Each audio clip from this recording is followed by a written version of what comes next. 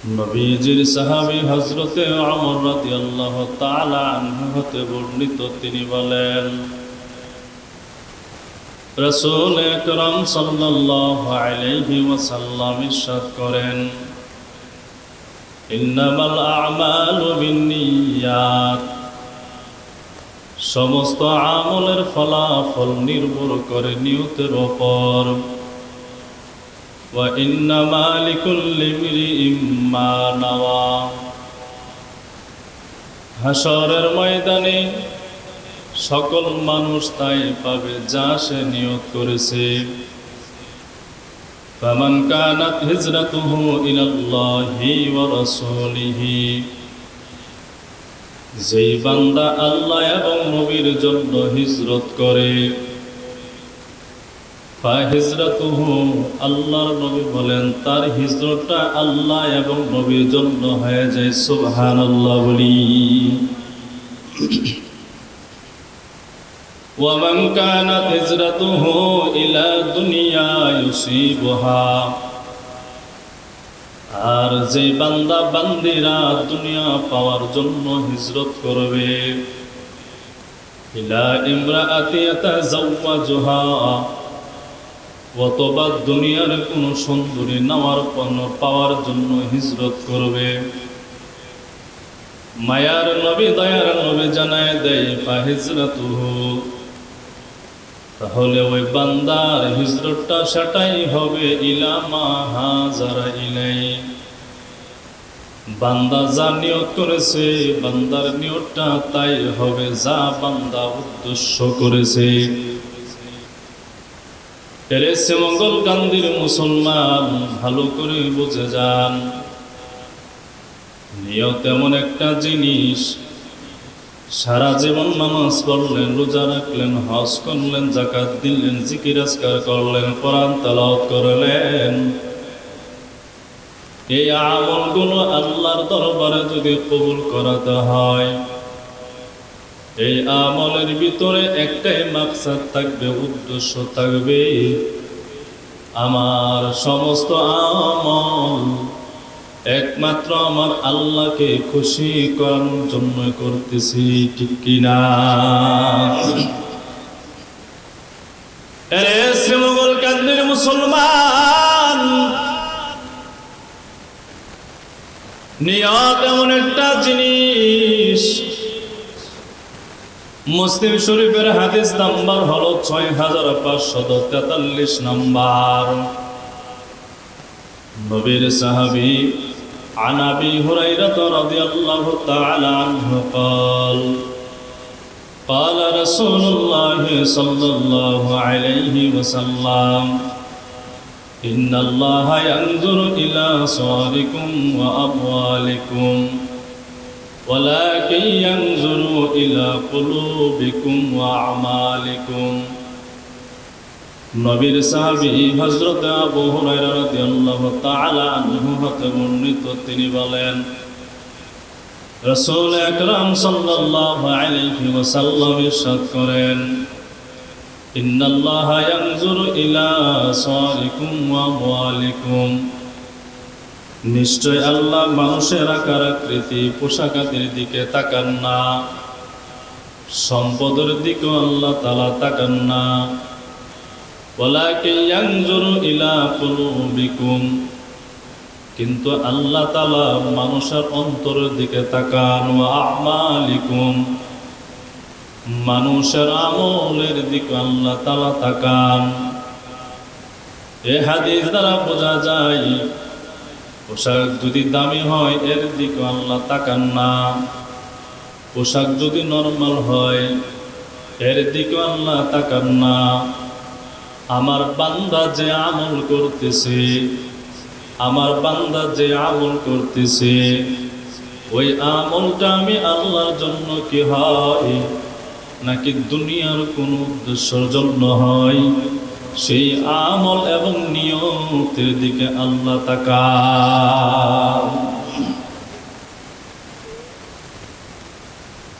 এরে মুসলমান ভাইরা রে আমার, যেই বান্দার নিয়ত যেমন হবে হাসরের ময়দানে ওই বান্দা তেমনটাই পাবে। নিয়ত অনুযায়ী বান্দার আমলের ফলাফল হাসরের ময়দানে আল্লাহ তাআলা দান করবেন। এই জন্য আল্লাহর নবী ইবনে মাজাহ শরীফের হাদিস নাম্বার হলো 4229 নাম্বার।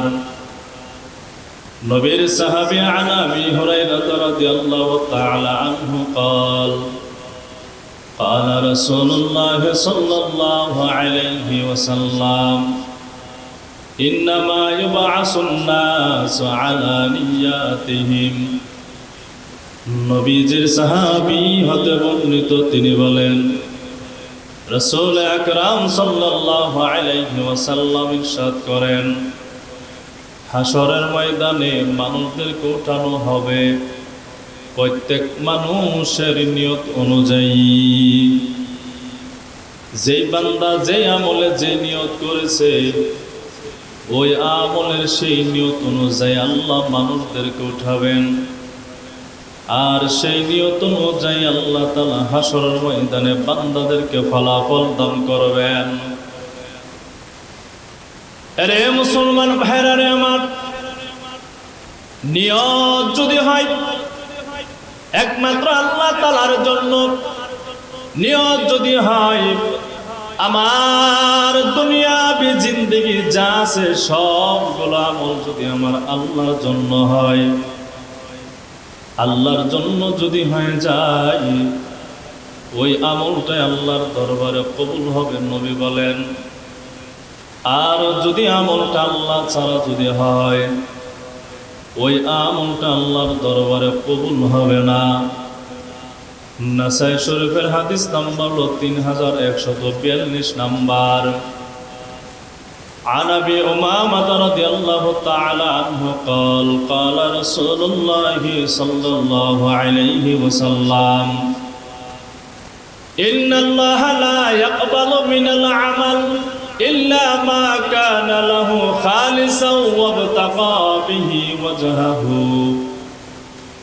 নবীজির সাহাবী হযরতে আবু উমামা রাদিয়াল্লাহু তাআলা আনহু বর্ণনা করেন, তিনি বলেন আল্লাহর নবী বলেছেন খালেস ভাবে যে আমলটা করা হয়, খালেস ভাবে যে আমলটা করা হয় ওই আমলটা আল্লাহ কবুল করেন। সুবহানাল্লাহ বলি। যে আমলটা আল্লাহর জন্য হয় নবী বলেন সে আমলটা আল্লাহ কবুল করে নেই, যে আমল আল্লাহর জন্য হয় না সে আমল আল্লাহ কবুল করে। এই জন্য আপনি আমি যদি নেক আমল করি, নেক আমলের যদি নিয়ত করি, সরকারে দো আলম রাহমাতুল লিল আলামিন বলেন এরে আমার উম্মত নেক আমল করার নিয়ত যদি করো, যদি বান্দা নাও করতে পারো তারপর আল্লাহ আমল নামাই সওয়াব দান করে দেয়। সুবহানাল্লাহ কইতে না। দলিল বুখারী শরীফের হাদিস নাম্বার 4691 নাম্বার। নবীজির সাহাবী আব্দুল্লাহ ইবনে আব্বাস রাদিয়াল্লাহু তাআলা আনহুমা হতে বর্ণিত, আল্লাহর নবী বলেন, তিনি বলেন আল্লাহর নবী ইরশাদ করেছেন ফিমা ইয়ারউই আন রাব্বিহি আজ্জা ওয়া জাল্লা قال। নবী করিম সাল্লাল্লাহু আলাইহি ওয়াসাল্লাম তার মহামণ্ডিত প্রভু থেকে বর্ণনা করেন, ইরশাদ করেন ইন্নাল্লাহা কাতাবাল হাসানাতি ওয়াস সাইয়্যাত। নিশ্চয় আল্লাহ তাআলা সৎ কাজগুলো মন্দ কাজগুলোর চিহ্ন নিদর্শন করে দিয়েছেন। সুম্মা বায়্যানা যালিক। আল্লাহর নবী বলেন এবং সেগুলি স্পষ্ট করো আল্লাহ তাআলা জানায়া দিলেন। এবার আল্লাহর নবী বলেন ফামান হাম্মা বিহাসানাতিন ফালান ইয়ামালহা। কোন বান্দা নেক কাজ করার জন্য নিয়ত করলো আমি একটা ভালো কাজ করব, ফালান ইয়ামালহা, কিন্তু ওই আমার উম্মত ভালো কাজটা করতে পারে নাই। আল্লাহর নবী বলেন কাতাবাহাল্লাহু লাহু ইনদাহু হাসানাতান কামিলা। এরপর আল্লাহ তাআলা আল্লাহর বান্দা ভালো কাজ করার নিয়ত করার কারণে বান্দা ভালো কাজ করতে পারে নাই, তারপর ওই বান্দার আমলনামায় আমার আল্লাহ একটা নেক দ্বারা ভরপুর করে দিবেন। নিয়ত করেছে বান্দা আমল করার জন্য, কিন্তু করতে পারে নাই,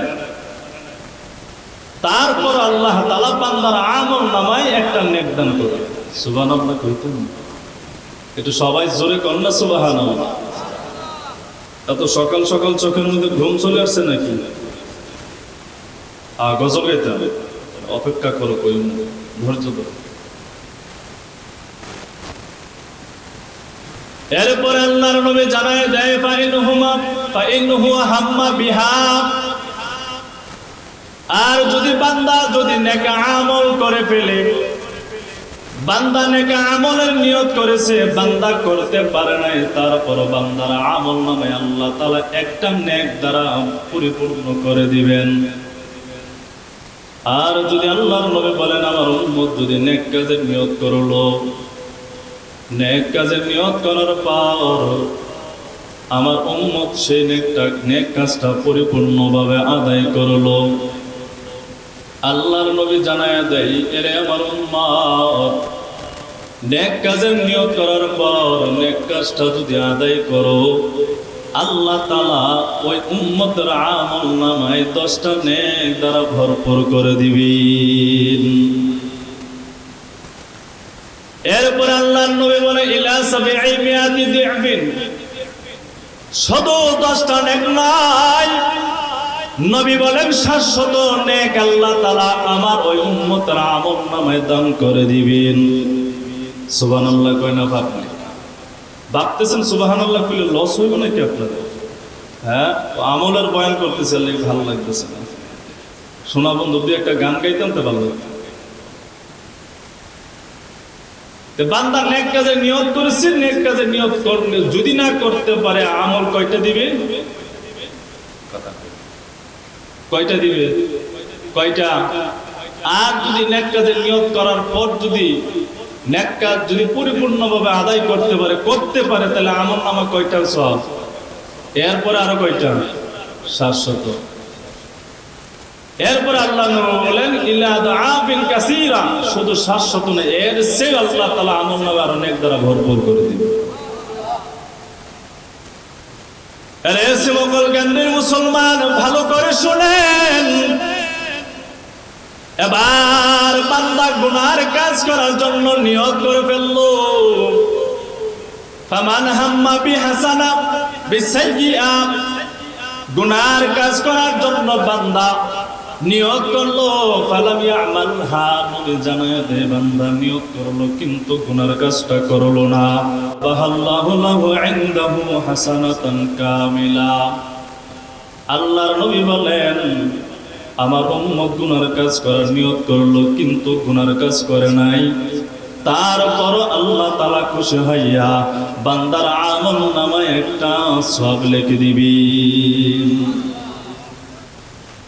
আর যদি বান্দা গুনার কাজ করেই ফেলে, নবী বলেন বান্দার আমলনামায় গুনাহ একটাই দিবেন, 700 গুণ গুনাহ দিবেন। সুবহানাল্লাহ। কেমন মায়া বান্দার প্রতি আল্লাহ তাআলা। এই আমলের ভিতরে মূল মাকসাদ হলো, মূল উদ্দেশ্য হলো কি বলে? বিশুদ্ধ নিয়ত। মূল উদ্দেশ্য কি? বিশুদ্ধ নিয়ত। আরে মুসলমান ভাইরা রে আমার, নাসাই শরীফের হাদিস নাম্বার হলো 1788 নাম্বার। নবীজির সাহাবী বর্ণনা করেন عن أبي الدرداء رضي الله تعالى عنه قال قال رسول الله صلى الله عليه وسلم من أتى فراشه فهو ينوي।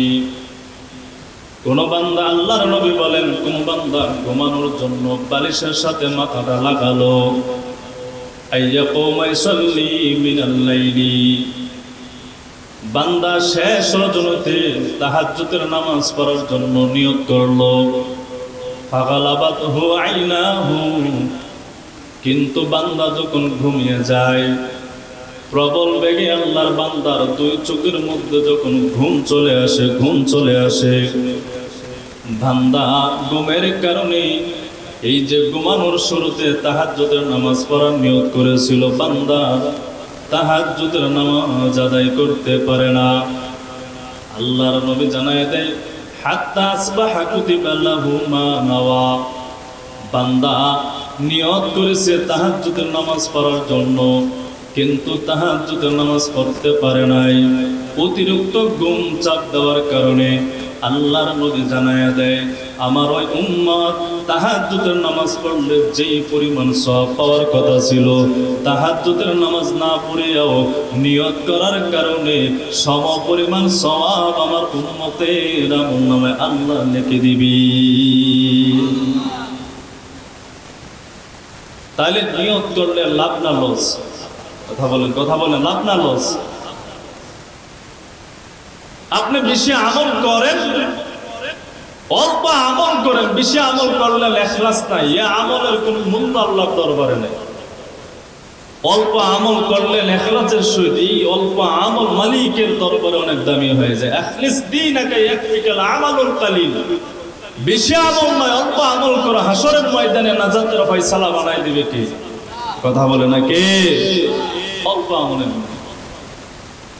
হাসরের ময়দানে এক আল্লাহর বান্দা দাঁড়ায় যাবে, 99টা নেক আল্লাহর বান্দার আমল নামায় আছে। আল্লাহ বলবেন, বান্দা 100 নেক না হলো তো জান্নাত দেব। যাও হাসরের ময়দানে যাও, দেখো কেউ তোমার একটা নেক দে, 100 নেক যদি পরিপূর্ণ হয়ে যায় জান্নাত তোমার দান করবে। আরে মুসলমান ভাইরা রে আমার, এবার বান্দার আমল নামায় 99টা নেক, একটা নেকের কারণে 100 পূরণ হয় নাই। এক নেকের কারণে আল্লাহ তাআলা বান্দার জান্নাত দেয় নাই। 100 নেক যদি পরিপূর্ণ না হয়, এবার বান্দাকে আল্লাহ তাআলা বলার পর যাও দেখো হাসরের ময়দানে কেউ নি তোমার একটা নেক দান করে।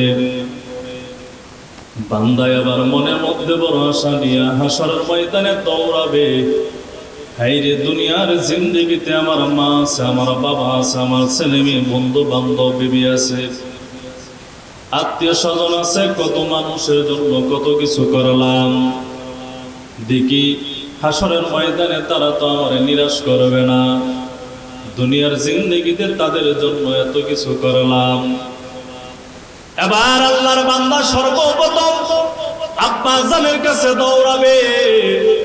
বাবার কাছে যাওয়ার পর ডেকে ডেকে বলবে, আব্বা জান, দুনিয়ার জিন্দেগিতে আপনি আমার জন্য কত কষ্ট করেছেন করেছেন। দুনিয়ার জিন্দেগিতে মাথার ঘাম আপনি পায়ে ফেলেছেন, রক্তকে পানি বানাইছেন। আমার সুখের জন্য, আমার শান্তির জন্য যা চেয়েছি আব্বা জান আপনি আমাকে তাই দিয়েছেন।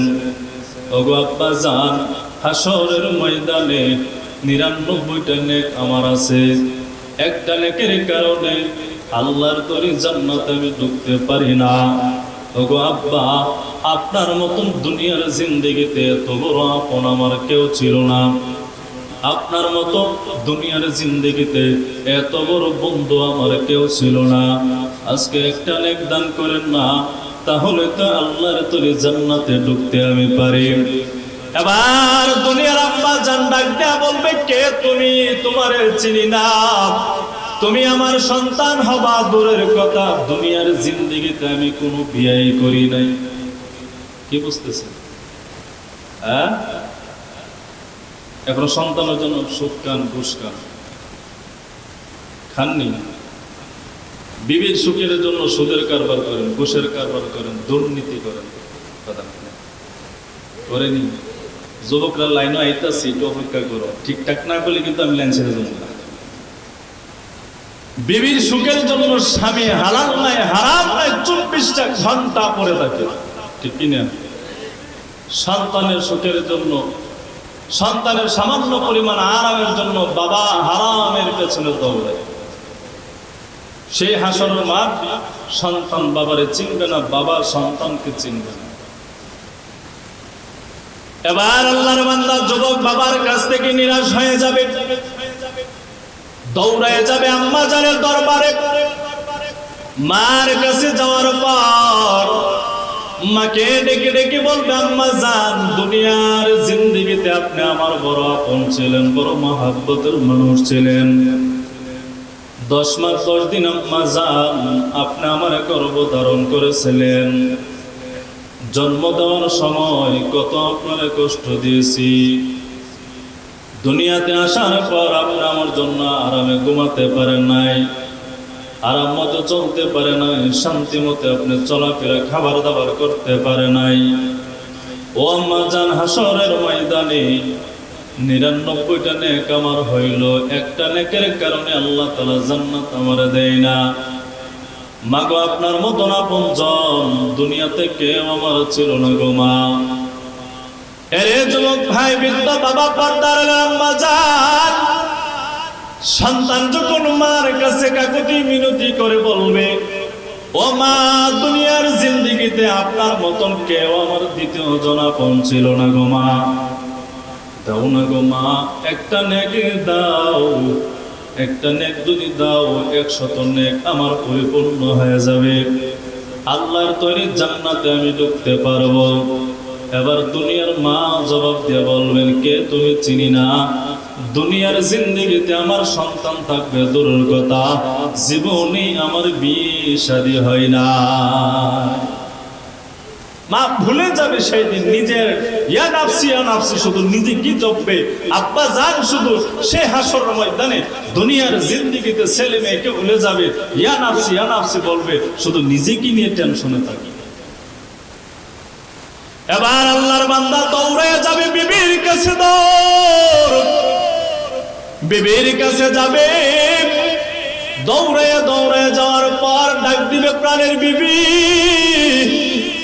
ও বিবি, দুনিয়ার জিন্দেগিতে তোমার জন্য হালাল নাই, হারাম নাই। তোমার মন রক্ষা করতে গিয়া দুনিয়ার কত সুখ শান্তি আমি বর্জন করলাম। বিবির ফান্দে পুরিয়া কত আল্লাহর বান্দা মারে ছাড়ে, বাবার ছাড়ে, শ্বশুর বাড়িতে ঘর জমায় যায়। আসেনি ঘর জমায়? সারাটা বাংলাদেশ ঘর জমায় পেরে গেছে। যেই মাত্র বিয়ে শাদী করে বিদেশি খোলা, বিয়ে শাদী করে 2-3 মাস বিবির সাথে থাকে, এই বিবি শ্বশুর বাড়ি তারা থাকে না, জায়গা বাবার বাড়িতে। শ্বশুর শাশুড়ি পাকশাক করে খাওয়ানো হয়, বাবার বাড়িতে থাকবে। আর বিদেশি জামাই আছে, মাসে 10,000 12,000 15,000 টাকা দিবে, পায়ের পা পাতিলে খাবে আরামসে, শ্বশুর শাশুড়ির চেহারা দিকে তাকাইতে চাই না।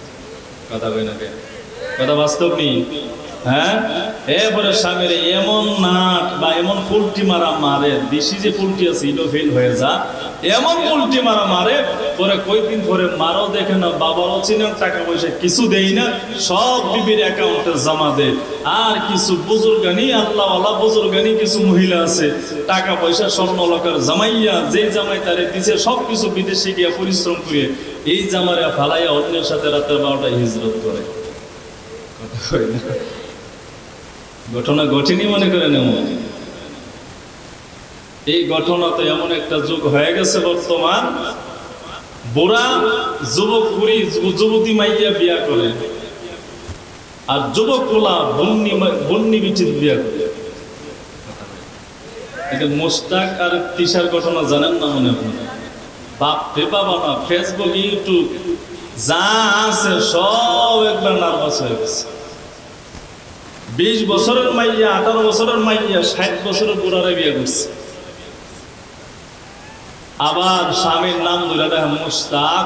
এ মুস্তাক আমার জানের জান, পরাণের পরা, শরম নাই, লজ্জাও নেই। আবার দেখা যায় 20 বছরের পোলা, 25 বছরের পোলা, 40 বছরের মহিলারে বিয়া করিয়া ফেসবুকে হয়ে গেল।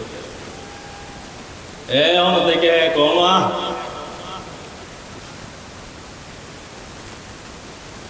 এই হইল অবস্থা।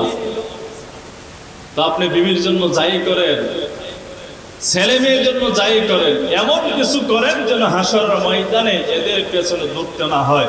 দুনিয়াতে ভালো আমল করার কারণে এর যা খায়ের আল্লাহ দান করে হাসরের ময়দানে আপনার জান্নাত দান করেন। এরে শিবগলকান্দির মুসলমান, এবার আল্লাহর বান্দা বিবির কাছে বলবে, ও প্রাণের বিবি আমার, তোমার জন্য দুনিয়ার জিন্দেগিতে যা চাইছো, যখন যা চাইছো তাই তোমারে দিলাম। হালালের দিকে লক্ষ্য করি নাই, হারামের দিকে তাকাই নাই। এরে প্রাণের বিবি আমার, আজকে হাসরের ময়দানে 99টা নেক আমার আমল নামায় আছে। একটা নেকের কারণে আল্লাহর তোরে জান্নাতে আমি ঢুকতে পারি না। এরে বিবি আমার, সুখে দুঃখের সাথী দুনিয়ার জিন্দেগিতে তুমি আমার ছিলা। দাও না গো বিবি, আজকে আমার একটা নেক দাও। এই নেকটা যদি দাও, আল্লাহর তোরে জান্নাতে যাওয়ার রাস্তাটা আমার জন্য সহজ হয়ে যাবে। আরে মুসলমান ভাইরা রে আমার, এবার বিবি ডাকতে বলবে, কে তুমি? চিনি না। দুনিয়ার জিন্দেগিতে আমার স্বামী থাকবে দূরের কথা, কোনোদিন আমার বিয়ে হয় নাই। আল্লাহর বান্দা নিরাশ হয়ে যাবে, ছেলের কাছে যাবে, মেয়ের কাছে দৌড়ায় দৌড়ায় যাবে। হে সন্তানাদিরা, তোমাদের জন্য হালাল নাই হারাম নাই, কত পরিশ্রম করলাম, কত পরিশ্রম করলাম, বৃষ্টিতে গায়ে ভিজাইলাম, রোদের মধ্যে চেহারার সৌন্দর্যতা নষ্ট করলাম তোমাদের জন্য। আজকে হাসরের ময়দানে একটা নেকের কারণে জান্নাতে ঢুকতে পারি না। ও আমার সন্তানেরা, দাও না আমাকে একটা নেক, আল্লাহর তরে জান্নাতে যাওয়া আমার জন্য সহজ হয়ে যাবে। আরে আল্লাহর বান্দারা, ছেলে মেয়ে জবাব দিবে, কে তুমি? চিনি না। দুনিয়ার জিন্দেগিতে আমাদের কোনো আব্বা ছিল না। বন্ধুর কাছে দৌড়াবে, বন্ধু দিবে না। বন্ধুর কাছে যাওয়ার পর বন্ধু অস্বীকার করবে, প্রতিবেশীর কাছে যাওয়ার পর প্রতিবেশীরা অস্বীকার করবে। আল্লাহর বান্দা প্রত্যেকের কাছে নিরাশ হয়ে যাবে, নিরাশ হইয়া চিন্তা মগ্ন নিয়া আবার কই যাবে, কার কাছে যাবে, কে আল্লাহর বান্দাকে নেক দান করবে। দুনিয়ার জিন্দেগিতে যারা আপন ছিল তারাই তো দেয় নাই। আল্লাহর বান্দা চিন্তা মগ্ন হইয়া রাস্তা দিয়ে যখন হাঁটতেছে, হঠাৎ করিয়া তাকায় দেখে এক কোণের মধ্যে একজন আল্লাহর বান্দা বসা আছে। বসিয়া বসিয়া কে যেন চিন্তা করতেছে। যেই মাত্র আল্লাহর বান্দা সামনে আগায়, বসনেওয়ালা বান্দা জিজ্ঞেস করলো, যুবক, তোমার চিন্তায় দেখা যায়, কি তোমার হয়েছে বলো? আল্লাহর বান্দা ডাক দিয়ে বলে, ও আল্লাহর বান্দা, এই চিন্তার কথা আপনার কাছে শেয়ার করলে আমার কি লাভ হবে? এবার আল্লাহর বান্দা ডাক দিয়ে বলে, কি হয়েছে শেয়ার করো না, কি এমন কারণে তুমি চিন্তায় মগ্ন আছো, একটু বলো না। আল্লাহর বান্দা ডাক দিয়ে বলে, রে ভাই, মার কাছে গেলাম, বাবার কাছে গেলাম, বন্ধু বান্ধবের কাছে গেলাম, ছেলে মেয়ের কাছে গেলাম, বিবির কাছে গেলাম, প্রতিবেশীর কাছে গেলাম, কেউ আমার চিনে না, কেউ আমার চিনে না। হাসরের ময়দানে আমার আমল নামাই যখন আল্লাহ তাআলা দেখে 99টা নেক আমার আমল নামায় আছে, একটা নেকের শর্ট 100 আমার পূরণ হয় না। একটা নেকের কারণে আল্লাহর তরে জান্নাতে আমি ঢুকতে পারি না। আরে যুবক ভাই, বৃদ্ধ বাবা, পর্দার আম্মা জান, এবার বসনেওয়ালা বান্দা চিন্তায় পড়ে গেল। হায় রে হায়, আল্লাহর বান্দার 99টা নেক টাকার পরও একটা নেকের কারণে জান্নাতে ঢুকতে পারে না। আর আমার তো 99টা নেক নাই, মাত্র একটা নেকি আছে। এই 99টা নেক নিয়ে যদি জান্নাতে না ঢুকতে পারে, তাহলে আমার একটা নেক দিয়ে আমি কিভাবে আল্লাহর তরে জান্নাতে ঢুকবো? এবার দাঁড়ানোওয়ালা বান্দা যুবক চিন্তা দিয়ে বলল, রে যুবক, আগে চিন্তায় আছিলাম আমি, কথা শোনার পরে দেখা যায় তুমি বড় চিন্তা। এবার আল্লাহর বান্দা ডাক দিয়ে বলে, যুবক, 99টা নেক পাওয়ার পরও জান্নাতে ঢুকবার পারো না গো। আর আমার মাত্র একটা নেক, কেমন করে আমি জান্নাতে ঢুকবো এই চিন্তা করতেছি। এবার আল্লাহর বান্দা ডাক দিয়ে বলে, ভাই, 99টা নেক তোমার আছে, আমার আছে মাত্র একটা নেক, একটা নেকি আমার আছে। যাওরে ভাই, হাসরের ময়দানে কত জনের কাছে গেলা, কেউ তোমার দেয় না। আমার কপাল যেমন জাহান্নামী সেমনিও জাহান্নামী, জাহান্নামে আমাকে ডুবতে হবে, কারণ আমার আমল নাই, আমল ভালো না। এবার আল্লাহর বান্দা বলে, তাহলে তুমি আমার কাছ থেকে একটা নেক নিয়ে নাও। এই একটা নেক আল্লাহর বান্দাকে দেওয়ার পর বান্দার 100 নেক হয়ে যায়। এরে যুবক, আল্লাহর বান্দা বললাম বেশি আমল না, অল্প আমলের কারণে আল্লাহ তাআলা জান্নাত দান করে দিবে। যদি পেছনে যদি বিশুদ্ধ নিয়ত থাকে, আল্লাহর বান্দা দেওয়ার পর ওই যুবক আল্লাহর বান্দা 100 নেক পরিপূর্ণ হয়ে যায়। মহা খুশি হইয়া, আনন্দ চিত্ত হইয়া, হাসি মাখা মুখ নিয়া আল্লাহ তাআলার দরবারে দাঁড়ায় গেল। আল্লাহকে বলে, আল্লাহ 99টা নেক ছিল, জান্নাত আপনি দেন নাই, এখন আমার 100 নেক হয়ে গেল, আপনার তরি জান্নাত আমার দান করেন। সুবহানাল্লাহ। এবার আল্লাহ তাআলা প্রশ্ন করলেন, বান্দা 99টা নেকে একটা নেকের শর্ট। এই হাসরের ময়দানে কেউ কারো উপকার করার তো কথা না। আল্লাহ তাআলা তো জানে, তারপর প্রশ্ন করতেছে, এ বান্দা এই নেকটা কে তোমারে দিল? আমি আল্লাহর ওয়াদা 100 নেক করে তোমারে জান্নাত দান করব। আমার জানার বড় প্রয়োজন, জানতে বড় মন চাই, কিন্তু আল্লাহ তাআলা তো জানে, তারপরও জিজ্ঞেস করতেছে, বান্দা একটা নেক তোমারে কে দিল বলো? যাও যাও, ওই বান্দাকে তুমি নিয়ে আসো। যেই বান্দা একটা নেক দান করেছিল, ওই বান্দাকে নিয়ে আল্লাহ তাআলার কাঠগড়ায় মালিকের দরবারে দাঁড়ায় গেছে। আল্লাহ তাআলা প্রশ্ন করলো, এরে বান্দা, তার 99টা নেক থাকার পরও জান্নাতে যাইতে পারে নাই, আর তোমার মাত্র একটা নেক, তোমার তো চিন্তা ভাবনা আরো বেশি, তারপর তুমি কেন বান্দাকে একটা নেক দান করে দিলা? এবার বান্দা জবাব দেই, গো মালিক, 99টা নেক থাকার পরও যদি জান্নাতে ঢুকতে পারে না, আর আমি একটা নেক দিয়ে কিভাবে জান্নাতে ঢুকবো? চিন্তা ভাবনা করলাম, এক নেক দিয়া তো জান্নাতে ঢোকা আমার পক্ষে সম্ভব না। আমার একটা নেক দেওয়ার কারণে যদি আমার অপর ভাইটা যদি 100 নেক হয়ে যাওয়ার পরে জান্নাতে যদি আরামায়েশে যদি বসবাস করতে পারে, এটাই আমার আনন্দ। জাহান্নামের আগুন আমি জ্বললে জ্বলি। এবার আল্লাহ তাআলা ডাক দেওয়ালে, বান্দা তুমি একটা নেক দিয়া তারে সহযোগিতা করার কারণে, যারে আমার বান্দা, ওই বান্দার সাথে সাথে আমি আল্লাহ তোমারেও জান্নাত দান করে দিলাম। জান্নাত চির সুখেরি ঘর, জান্নাত চির সুখেরি ঘর, যদি জানতে ওগো তুমি, মায়া ঘেরা রঙিন পৃথিবী নয়তো সুখের খনি, নয়তো সুখের খনি। জান্নাত পাওয়ার সহজ পথ সে তো শহীদি মরণ, জান্নাত পাওয়ার সহজ পথ সে তো শহীদি মরণ। শহীদ হলে খুদার রাহে, শহীদ হলে খুদার রাহে, তবে জান্নাত পাবে তুমি। মায়া ঘেরা রঙিন পৃথিবী নয়তো সুখের খনি, নয়তো সুখের খনি। ঠিক না?